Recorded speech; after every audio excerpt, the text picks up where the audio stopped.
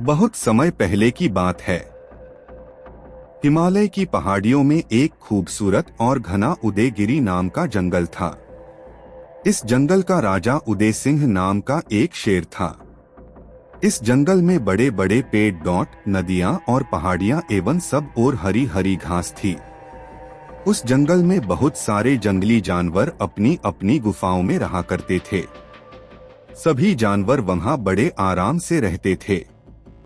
उसी जंगल के दूसरे हिस्से में एक डरावना और घना इलाका था और उस दूसरे हिस्से वाले जंगल में दूर दूर तक सिर्फ और सिर्फ अंधेरा ही अंधेरा था। उस इलाके में भूत, प्रेत, चुड़ैल और आत्माओं का वास था। जंगल के सभी लोग उस गहरे हिस्से में जाने से डरते थे और ना ही अपने बच्चों को उस तरफ जाने देते थे। सभी लोग उस इलाके को भूतिया जंगल कहते थे।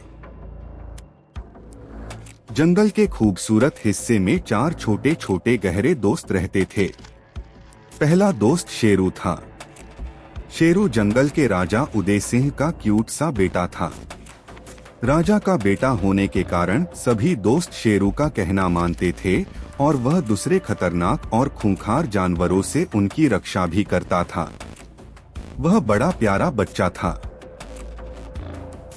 दूसरा दोस्त एक प्यारा सा छोटा हाथी था जिसका नाम गज्जू था। गज्जू हाथी अपनी छोटी सी सूंड में पानी भरकर सभी दोस्तों नहलाने का काम करता था। उसको अपनी एक नन्ही सी और प्यारी सी खूबसूरत गिलहरी थी जिसका नाम माऊ था। माऊ के सुंदर सी पूंछ और खूबसूरत से 2 दांत थे। वह अपनी पूंछ और दांतों पर बहुत गर्व करती थी। और उनका चौथा दोस्त एक प्यारा और चंचल बंदर था जिसका नाम जिम्मी था। जिम्मी अपने दोस्तों को बहुत प्यार करता था और वह पेड़ों से मीठे मीठे फल तोड़कर लाता और अपने सारे दोस्तों को खिलाता था। ये चारों दोस्त हमेशा साथ साथ ही खाते पीते और साथ साथ ही खेलते कूदते थे। वो हमेशा एक दूसरे का साथ देते थे।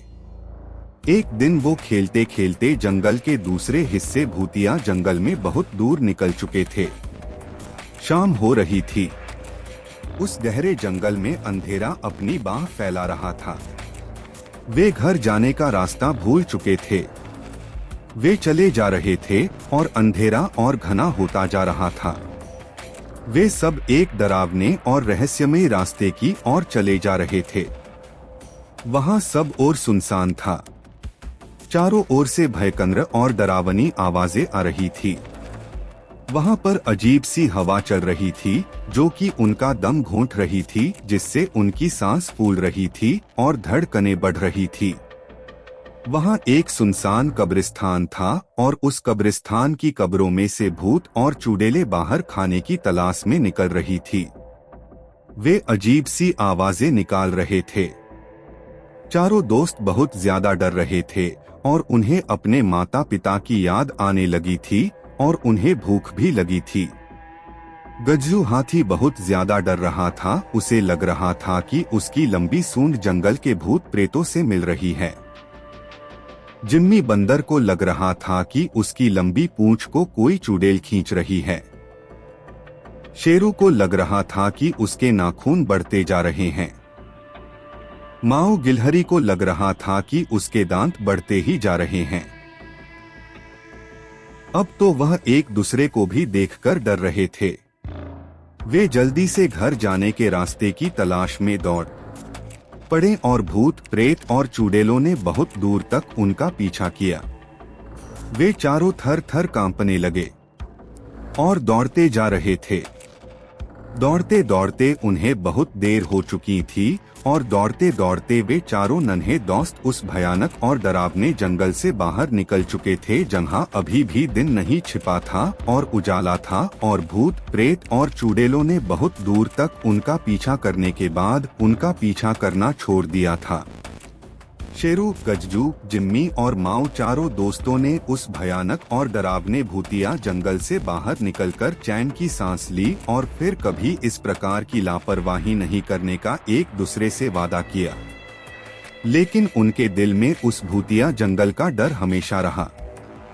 उन्हें हमेशा याद रहेगा कि उनकी दोस्ती एक भूतिया सच को जानने का माध्यम बन गई जिसने उनके जीवन को हमेशा के लिए बदल दिया। और सभी दोस्तों ने भगवान को याद किया और अपनी अपनी माँओं की गोद में जाकर दुबक गए।